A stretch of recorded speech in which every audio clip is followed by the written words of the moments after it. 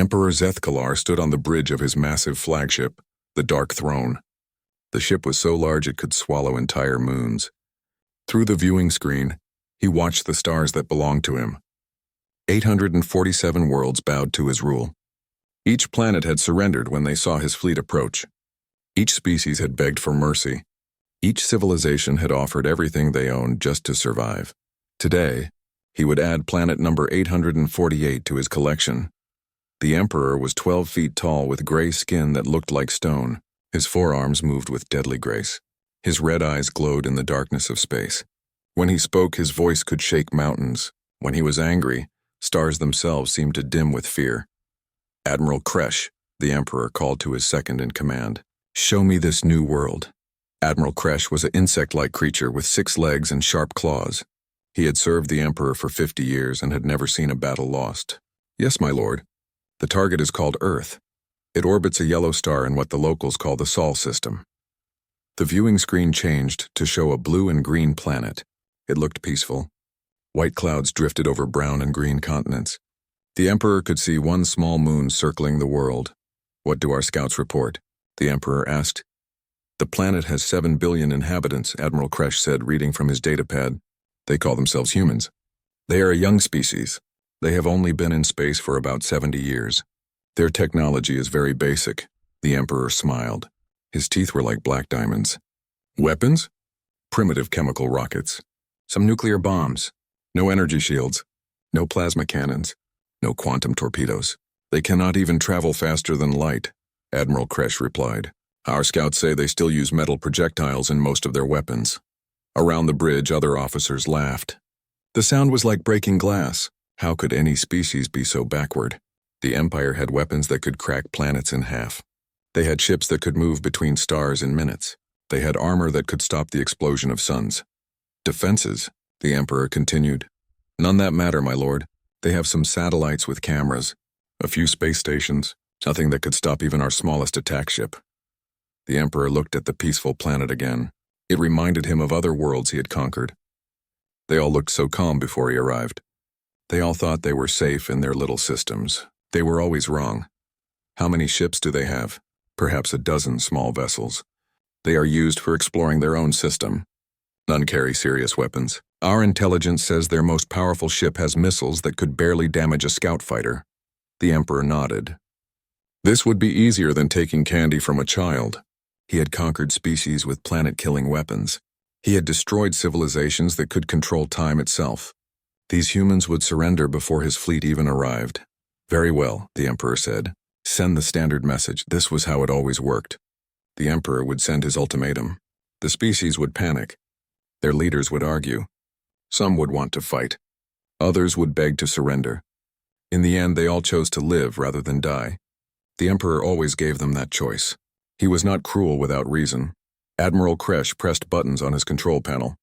"Broadcasting on all frequencies, my lord." The message began to transmit across space. It would reach Earth in a few hours. By then, the humans would know their fate was sealed. The Emperor had given this same speech 847 times before. He knew it by heart. "People of Earth," the message began. "I am Emperor Zethkalar, ruler of the Galactic Dominion. Your world has been selected for incorporation into my empire." He paused, as he always did. Fear needed time to sink in. "You have 72 hours to surrender unconditionally. You will lay down all weapons. You will accept Dominion rule. You will provide yearly tribute of resources and population. In return, you will be allowed to live. Your planet will be protected under Dominion law." Another pause. This was the part where most species started to panic. "If you refuse, your world will be destroyed. Your species will be extinct. Your history will be forgotten. No one in the galaxy will remember that Earth ever existed. Choose wisely. You have 72 hours. The message ended. The Emperor walked to his throne and sat down. The throne was made from the bones of the last species that had refused to surrender. It reminded him that resistance was pointless. "Set course for Earth," he commanded. "Standard approach. Take our time. Let them see us coming." The Dark Throne began to move. Behind it, 1,000 other ships followed. Each ship was larger than Earth's biggest cities. Each ship carried enough firepower to turn continents into glass. The fleet moved like a storm cloud across space, bringing darkness to everything in its path. On other ships in the fleet, alien officers prepared their weapons. They checked their computers. They studied maps of Earth cities. Soon they would either accept surrender or begin bombardment. It was all the same to them. They had done this many times before. But in the depths of space, something watched the Dominion fleet approach Earth. Ancient sensors that the Empire could not detect recorded every ship. Old computers that worked on principles the Empire had never learned began to calculate. And in a small communication station on Earth's moon, Admiral Sarah Chen received the Emperor's message. Sarah was 55 years old with gray hair and tired eyes. She had spent 30 years in Earth's Space Defense Force. She had seen humanity take its first steps among the stars. She had watched them build colonies on Mars and mining stations in the asteroid belt. She had hoped that one day, humans would meet other intelligent life. She had not expected that meeting to be a threat. Sarah read the Emperor's message 3 times. Then she did something that would have confused every alien in the Empire. She started to laugh. Not a nervous laugh or a frightened laugh. She laughed like someone had just told her the funniest joke in the universe. Her assistant, Lieutenant Park, looked worried.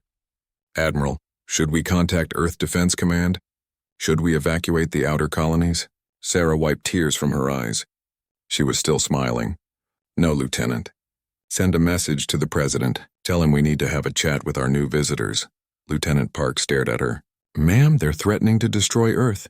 "Yes," Sarah said, looking out at the stars. "They certainly are." She walked to the communication console and pressed a button. "This is Admiral Sarah Chen of the Luna Defense Station. Please connect me to President Martinez." While she waited, Sarah looked at the Emperor's message again. 72 hours to surrender. 1,000 ships approaching Earth. The threat of total destruction. It really was quite funny when she thought about it. The screen flickered, and President Martinez appeared. He was a kind-looking man with dark skin and worried eyes. "Admiral Chen, I assume you've seen the transmission?" "Yes, Mr. President, quite entertaining." President Martinez blinked. "Entertaining?" "Sarah, they're threatening to wipe us out." "They certainly think they are," Sarah agreed. "What do you think we should tell them?" President Martinez was quiet for a long moment. Then slowly he began to smile too. "I think we should be polite." "After all, they did say please," Sarah nodded. "I'll prepare a response. Something appropriate." As she ended the call, Sarah looked out at Earth hanging in space below. Beautiful, blue, and completely unafraid. Just the way it should be. The Emperor's fleet was coming. But Earth was ready for visitors. The Emperor's message reached Earth at exactly 1432 Greenwich Mean Time on a Tuesday. Within minutes, every government on the planet had received copies. News networks began broadcasting emergency reports. Social media exploded with comments and theories. The world learned that aliens existed, and they wanted Earth to surrender. In the Dominion Intelligence Center aboard the flagship Dark Throne, alien analysts watched human communications with growing confusion. This was not how species usually reacted to conquest. "Sir," reported analyst Fricks, a thin creature with large eyes and tentacles for fingers, "the humans are responding strangely." Commander Zolt, head of intelligence, looked up from his reports. He had studied 847 other species before their surrender. "Strange how?" "Well, sir, they are not panicking. Their stock markets are actually going up. Many humans seem to think this is exciting news." Commander Zolt's 3 heads tilted in different directions. "Exciting? We just threatened to destroy their planet." "Yes, sir, but look at this." Frick showed him a human communication network called Twitter. Someone named a Spacefan 2024 posted, "Finally, I knew aliens were real. Can't wait to see their ships." This post has been shared 2 million times. Commander Zolt stared at the screen. In all his years of intelligence work, he had never seen anything like this. When the Empire threatened other species, they usually ran in terror. They built bunkers. They prayed to their gods. They did not post happy messages on communication networks. "Show me more," he ordered. Fricks pulled up more human communications. A human named Sarah from Canada wrote, "Do you think the aliens like pizza? I hope they try pizza." Another human called Big Joe 87 said, "I bet our movies are better than theirs. Someone should show them Star Wars." "Star Wars? It appears to be human entertainment about space battles, sir." Commander Zolt felt a headache forming behind his middle eye. "Anything about resistance?" Military preparations? Evacuation plans? Very little, sir. The human governments are holding meetings, but they do not seem frightened. There are no mass evacuations, no mobilization of their military forces, no construction of defensive barriers. This was wrong. This was all wrong. Fear was the Empire's greatest weapon. When species were afraid, they made mistakes. They fought among themselves.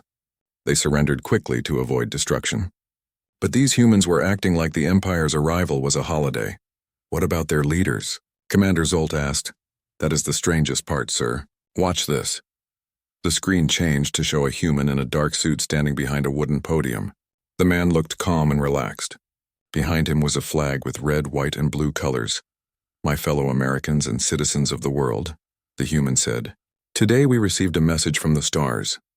We have learned that we are not alone in the universe. This is a momentous day for humanity. Commander Zolt leaned forward. Now the human would beg for help. Now he would call for unity against the alien threat. Now he would show proper fear. The Galactic Empire has invited us to join their organization, the human continued. After careful consideration, we have decided to respectfully decline their offer. Respectfully decline? Commander Zolt's tentacles twitched. This human was talking about the Empire's ultimatum like it was a dinner invitation. We appreciate their interest in Earth, but we are quite happy managing our own affairs. We hope they will understand our position and respect our decision. The human smiled. He actually smiled while refusing the might of the Galactic Empire.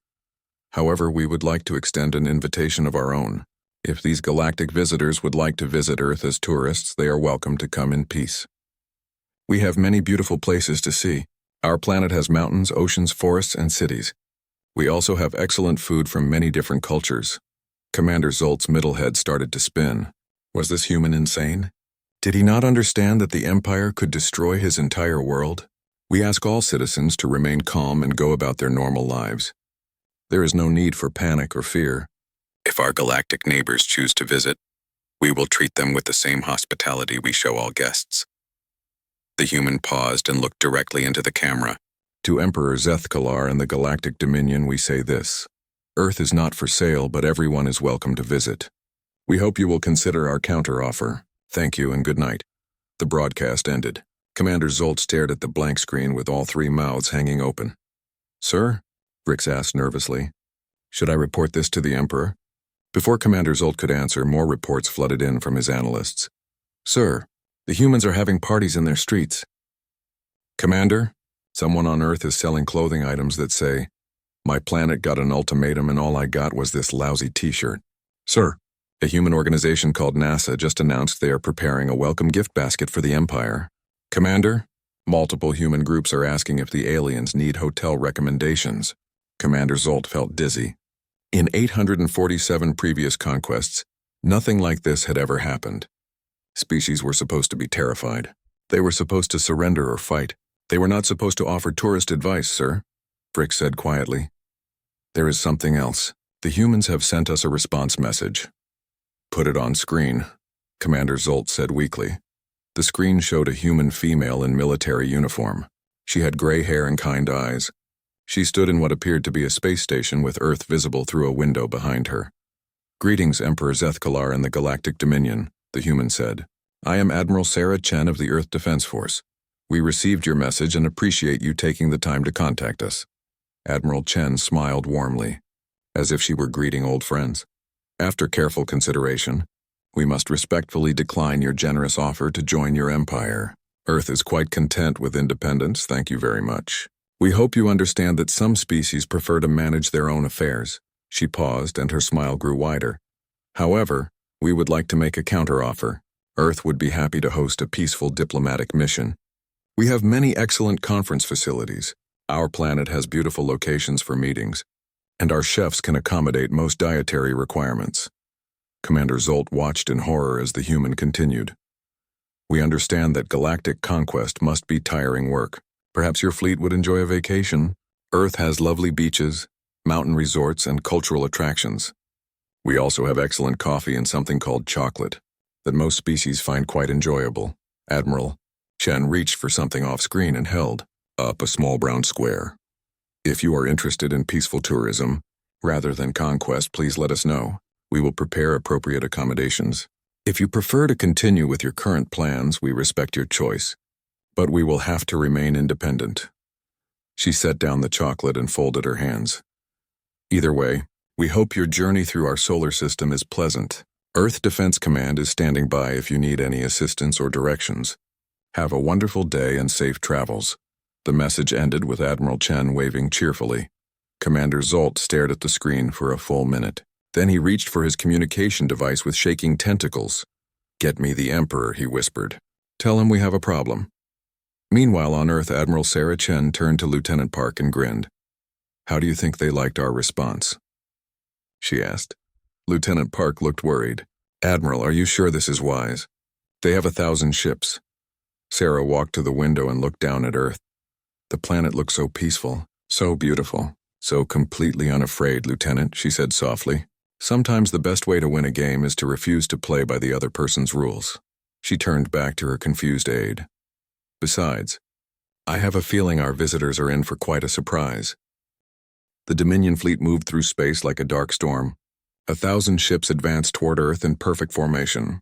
Each vessel bristled with weapons that could melt continents. The fleet had destroyed star systems before. It had wiped entire species from existence. Now it approached a small blue planet whose people had dared to refuse the Emperor's will. Captain Vextar commanded the advanced scout squadron. His ships were fast and deadly, designed to strike fear into enemy hearts. He had led successful invasions on 57 worlds. He had seen civilizations crumble at the first sight of his vessels. He had watched species beg for mercy as his weapons powered up. But as his squadron entered the outer edge of Earth's solar system, something felt different. "Captain," reported his sensor officer, a purple-skinned alien with 4 arms. "We are receiving multiple transmissions from the target system."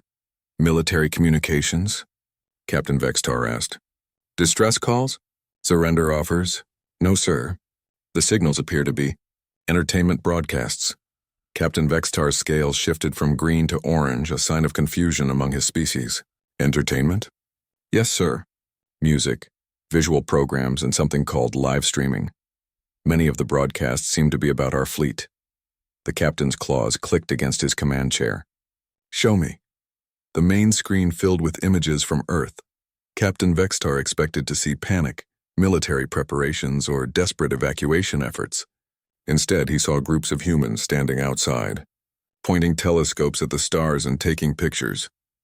"Captain," the sensor officer continued, "one human is broadcasting what he calls Alien Fleet Watch Live. He has been describing our ships for the past 6 hours. He seems quite excited about our weapon arrays." Captain Vextar stared at the screen. A human male with glasses was speaking into a small device. Behind him, other humans were setting up chairs and what appeared to be food tables. "Beautiful ships," the human was saying. "You can see the energy weapon ports along the hulls. Those look like plasma cannons.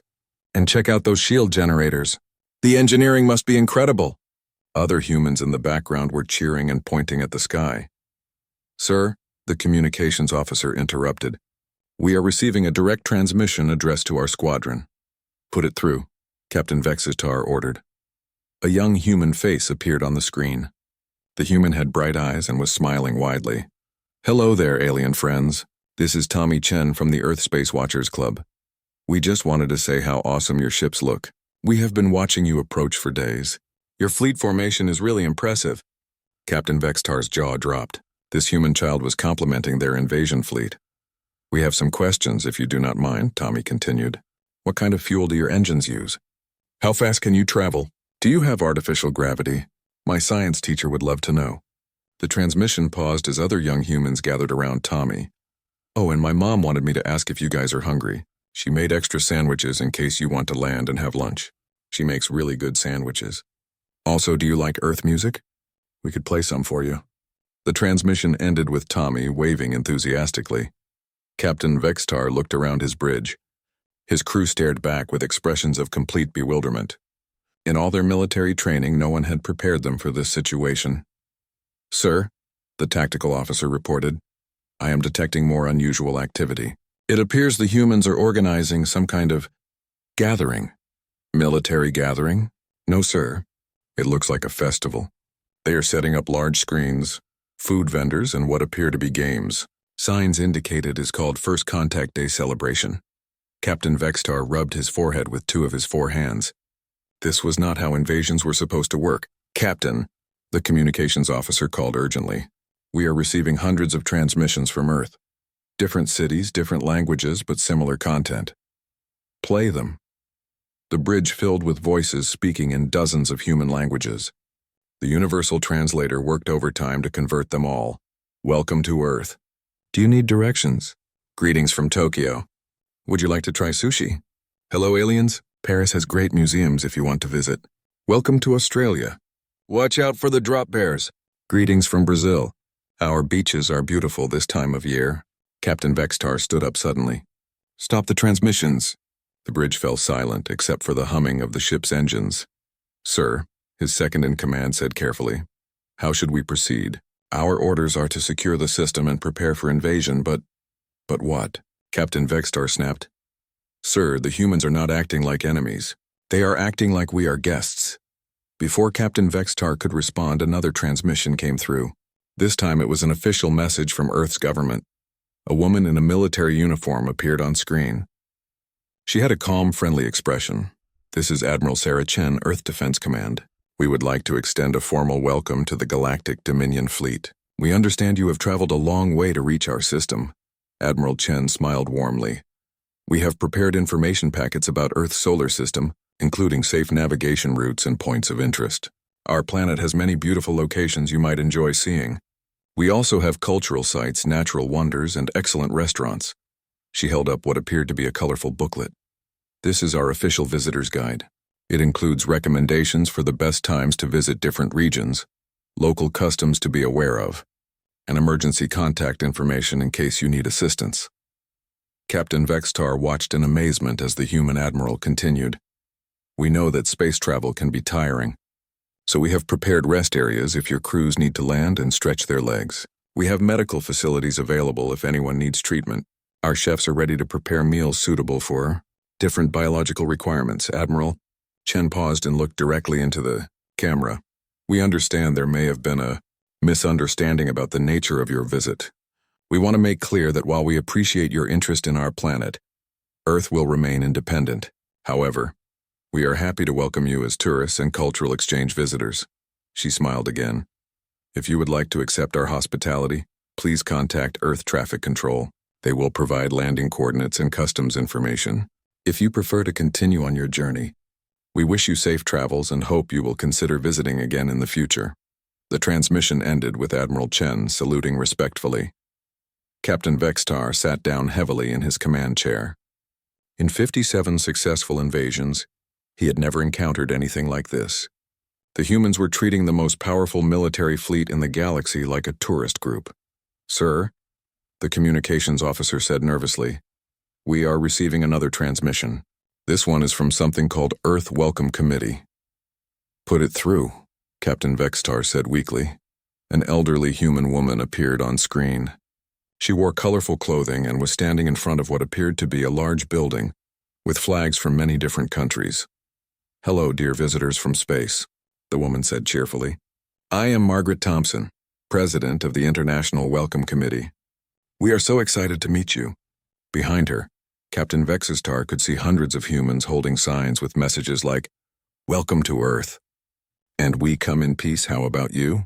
We have been preparing for your arrival all week, Margaret continued. We have translators ready in over 200 languages. We have prepared gift bags with local specialties from around the world, and we have organized cultural presentations so you can learn about human art, music, and dance. She held up a small bag with a ribbon. Each gift bag contains chocolate, coffee, tea, and some of our favorite books translated into mathematical concepts that any species should be able to understand.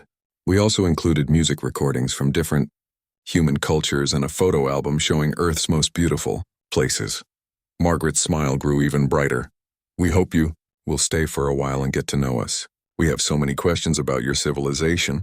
What is your home planet like? What kind of art do you create? Do you have families? We are so curious about life among the stars.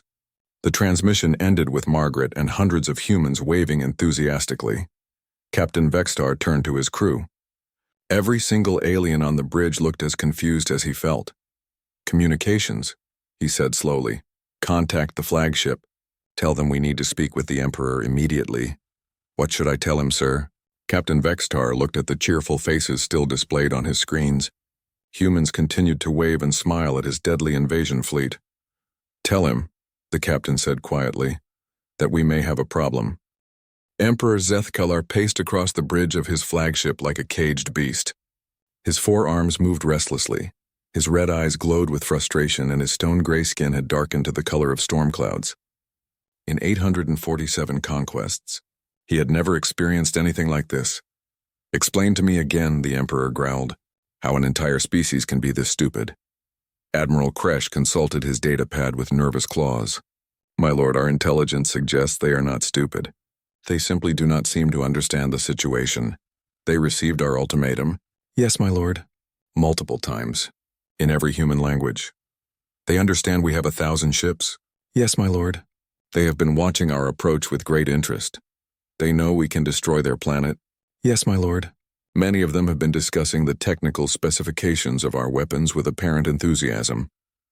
The Emperor stopped pacing and stared at his admiral. Enthusiasm? Yes, my lord.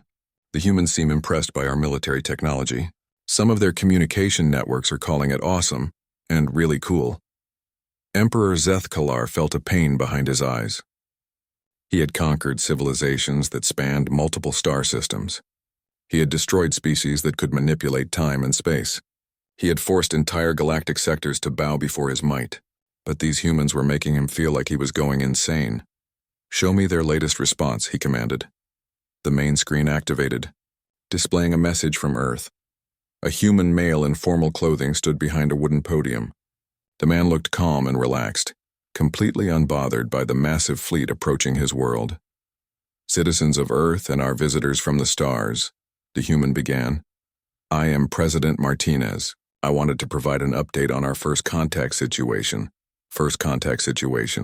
The Emperor's claws dug into his throne. The human was talking about the Empire's invasion like it was a diplomatic meeting. Our scientists have been studying the approaching fleet and are amazed by the advanced technology on display. We have learned much about spacecraft, design, and interstellar travel just from observing these magnificent vessels. President Martinez smiled warmly. We have also been moved by the positive response from people around the world. Citizens from every nation have volunteered to help welcome our galactic neighbors. We have received offers of food, accommodation, cultural exchanges, and friendship from millions of humans. The Emperor watched in disbelief as the human continued. However, I must reiterate that Earth's position remains unchanged. We appreciate the Galactic Empire's interest in our planet, but we prefer to remain independent. We hope our visitors will understand and respect this decision. President Martinez paused and looked directly into the camera. To Emperor Zethkalar, we extend a personal invitation. Earth would be honored to host you and your representatives for peaceful discussions. We have prepared suitable accommodations and would be delighted to show you our world's natural beauty and cultural achievements. The human's expression became even more friendly. We understand that galactic conquest must be demanding work. Perhaps you would enjoy a vacation on Earth? We have excellent spas, beautiful mountains, pristine beaches, and restaurants that could accommodate any dietary requirements. Sometimes a change of pace can provide new perspectives on life. The message ended with President Martinez offering a respectful bow. The Emperor stared at the blank screen in stunned silence. The human had just invited him to take a vacation instead of conquering their planet. Sir, Admiral Kresh said carefully, there is more. Captain Vextar reports that the humans are organizing what they call a welcome celebration throughout their system. Show me. The screen filled with images from across Earth's solar system. On Earth itself, millions of humans had gathered in cities around the world. They held signs, sang songs, and set up telescopes to watch the approaching fleet. Children drew pictures of spaceships. Artists created sculptures of imagined alien beings. Musicians composed songs about friendship among the stars. On the moon, human colonists had spelled out "welcome" in massive letters using solar panels. On Mars, the small human research stations had arranged their lights to create patterns visible from space. Even the mining stations in the asteroid belt had decorated themselves with colorful displays. They have turned our invasion into a festival, the Emperor said in disbelief.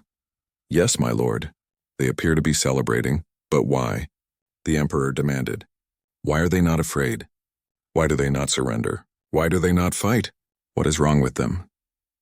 Before Admiral Kresh could answer, the communication system activated. Commander Zolt's worried face appeared on screen. My lord, we have a situation. Another one? The Emperor snarled. Sir, our long-range sensors have detected something unusual about the Earth system. There are energy readings that do not match our intelligence reports. The Emperor leaned forward. Finally, something that made sense. Hidden weapons. Secret defenses. A trap of some kind. What type of energy? Weapons, shields, planet-killer devices? We are not certain, my lord. The energy patterns are unlike anything in our databases. They seem to be coming from multiple sources throughout the system, but our sensors cannot identify the technology. Show me the readings.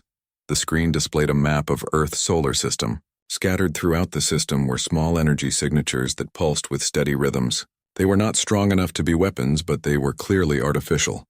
Could they be monitoring stations? The Emperor asked. Possibly, my lord, but the energy signatures are very unusual. They do not match any known surveillance technology. Admiral Kresh studied the display. My lord, if I may suggest, these could be automated defense systems. Perhaps the humans are more advanced than they appear. The Emperor nodded slowly.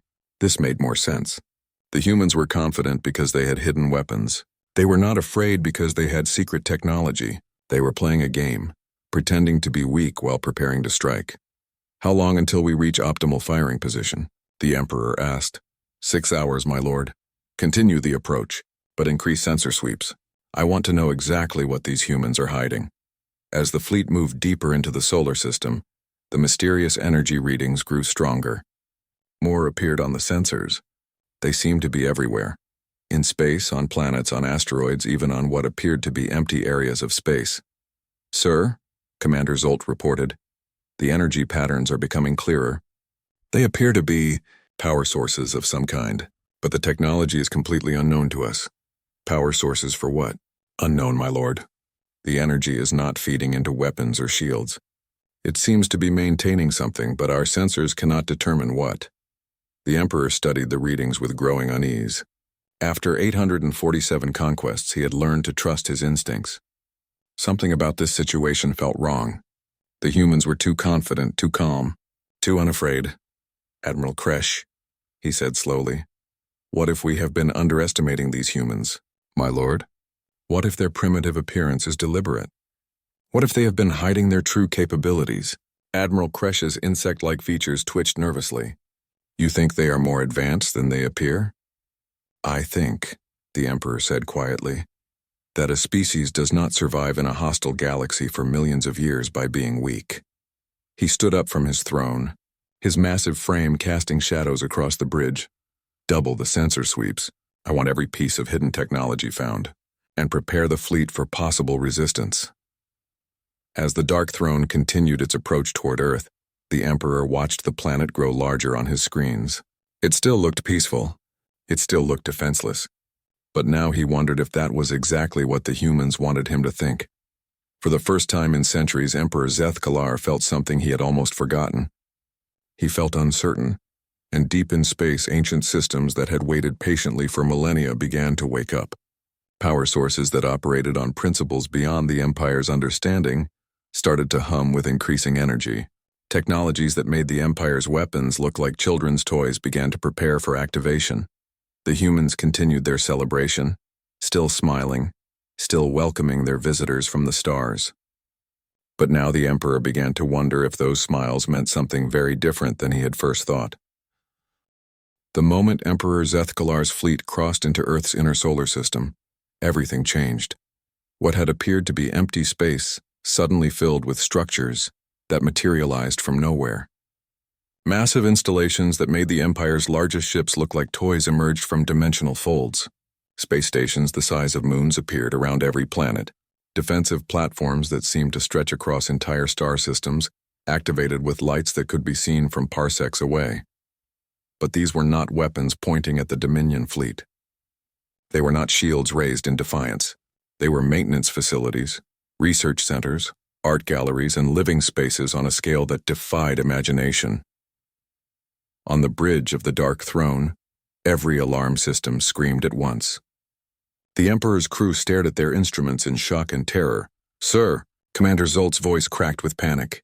"Energy readings are off all scales. The entire system is filled with technology we cannot understand." "Weapons?" the Emperor demanded, though his voice was smaller than before. "No, my lord. No weapons at all. But the power sources..." "Sir, some of these installations are using the energy output of entire stars, and they are not using it for war." Admiral Kresh pointed at the main screen with a shaking claw. "My lord, look at that." A structure had appeared near Earth that was larger than most planets. It was beautiful beyond description, made of materials that seemed to capture and reflect the light of stars in impossible ways. Gardens covered its surface where millions of different species from across the galaxy lived in harmony. Art installations that spanned thousands of kilometers displayed creations of beauty that brought tears to alien eyes. "It is a museum," Admiral Kresh whispered. "A museum of galactic culture." More structures revealed themselves. Schools where young beings from 1,000 different worlds learned together. Hospitals that could heal injuries and diseases that the Empire had never imagined curing. Laboratories where scientists worked on projects that made faster-than-light travel look primitive. "Sir," the communications officer reported in a stunned voice, "we are receiving a transmission from Earth. But this one is different." The screen displayed an elderly human woman sitting in a comfortable chair. Behind her was a window that showed the galaxy itself, as if she were in a station outside normal space and time. She had kind eyes and silver hair, and when she smiled, it was like watching a grandmother greet beloved grandchildren. "Hello, Emperor Zethkalar," the woman said gently. "My name is Dr. Elena Vasquez. I am Earth's Director of Galactic Affairs. I hope your journey to our system has been pleasant." The Emperor found his voice with difficulty. "What are you?" Dr. Vasquez chuckled softly. "We are exactly what we appear to be, Emperor. We are humans. We live on Earth. We enjoy gardening, reading books, making art, and learning about the universe. But this technology, these installations..." "Oh, those," Dr. Vasquez said casually. "Yes, we have been building quite a lot over the past few millennia." "We tend to get bored easily, so we keep ourselves busy with projects." She gestured toward the massive structures surrounding the fleet. "That facility near Jupiter is where we study temporal mechanics. The one by Saturn is our main shipyard. Though we do not build military vessels anymore, we found them rather pointless. The installation near Mars is where we grow food for the 17 million different species that live in our system." 17 million species? The Emperor repeated weakly. "Oh yes. Refugees, visitors, students, artists, scientists. Anyone who wants to live in peace is welcome here. We have plenty of room." Dr. Vasquez leaned forward slightly, her expression becoming more serious but still kind. "Emperor, may I ask you a question? Why do you want to conquer worlds?" The question caught the Emperor off guard. No one had ever asked him that before. To build an empire, to bring order to the galaxy, to rule, but why? Dr. Vasquez pressed gently. "What happens after you rule everything? What do you do then?" The Emperor opened his mouth to answer, then closed it. He had never thought about what came after conquest. There had always been another world to take, another species to dominate. "We have ruled ourselves for quite some time," Dr. Vasquez continued. "And do you know what we discovered? Ruling is terribly boring. Forcing people to obey is exhausting. Making others fear you is lonely." She smiled again. "So we decided to try something different. Instead of taking from others, we help them. Instead of demanding tribute, we share what we have. Instead of spreading fear, we try to spread joy." The screen changed to show images from across the galaxy. The Emperor saw worlds that had been dying, now green and full of life. Species that had been at war for centuries, now working together on scientific projects. Civilizations that had been primitive, now exploring the stars with human-built ships. "This is our empire, Emperor Zethkalar, an empire of friendship. A realm of voluntary cooperation. A dominion of shared knowledge and mutual aid." Dr. Vasquez's image returned to the screen. "We have been watching your expansion for some time. We have been quietly helping the species you conquered, healing the damage, rebuilding what was destroyed. We do not interfere with your choices, but we make sure those you hurt can recover." The Emperor felt something strange happening to him. For the first time in his life, he felt small. Not physically small, but small in purpose, small in vision, small in the scope of his dreams. Your fleet is impressive, Dr. Vasquez continued, but it is designed only to destroy. Our technology is designed to create, to heal, to explore, to learn. We have moved beyond the need for weapons because we discovered something more powerful. What? The Emperor asked in a whisper. Kindness, Emperor. Simple kindness. It conquers hearts more completely than any weapon. It builds loyalty that lasts forever. It creates empires that span not just space, but time itself. On the bridge of the Dark Throne, the Emperor's crew watched their leader in amazement. The mighty Emperor Zethkalar, conqueror of 847 worlds, was crying. Your fleet is welcome to stay as long as you like, Dr. Vasquez said softly. We have prepared comfortable accommodations for all your crews. Our medical facilities can treat any injuries or illnesses. Our schools are open if anyone wants to learn new things. Our kitchens can prepare food from any of the homeworlds represented in your fleet. She paused, studying the Emperor's face with compassionate eyes. Or, if you prefer, you can continue on your path of conquest. We will not stop you. But we will continue to help those you hurt, and we will continue to show the galaxy that there is a better way. Dr. Vasquez stood up from her chair. The choice is yours, Emperor. You can be a conqueror for the rest of your life. Always taking, always fighting, always afraid that someone stronger will defeat you. Or you can be something new, something better. She smiled one last time. Think about it. There is no hurry. Time moves differently when you have forever. The transmission ended, leaving the bridge in complete silence. For several minutes, no one spoke.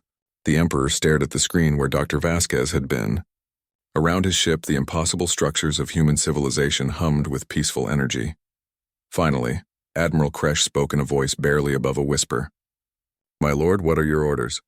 Emperor Zethkalar looked around his bridge. He saw the instruments of war, the displays showing conquered worlds, the symbols of an empire built on fear and violence. For the first time, he really looked at what he had created. Admiral, he said slowly, signal the fleet. All ships are to power down weapons, sir. Send a message to Dr. Vasquez, tell her. The Emperor paused, searching for words he had never spoken before. Tell her we would like to accept Earth's hospitality. And ask her if she could teach an old conqueror how to grow flowers. Admiral Kresh stared at his Emperor. Flowers, my lord? Yes, the Emperor said, and for the first time in centuries he smiled. I think I would like to learn how to create something beautiful instead of destroying it. 6 months later, Emperor Zethkalar sat in a small garden on Earth, carefully tending tomato plants under the patient guidance of Dr. Vasquez.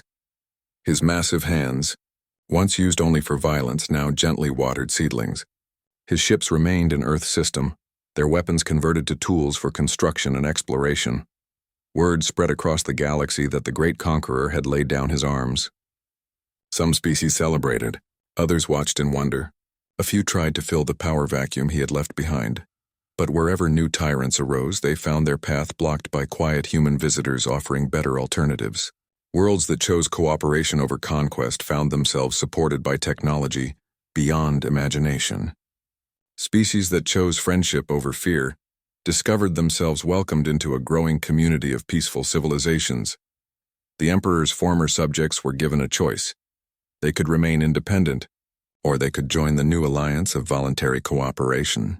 Most chose friendship, and in a small garden on Earth, an old conqueror learned that the greatest empire of all was one built not on the bones of the defeated, but on the joy of shared discovery. Sometimes late at night, he would look up at the stars and remember when he had tried to own them all. Now he was content to help them grow,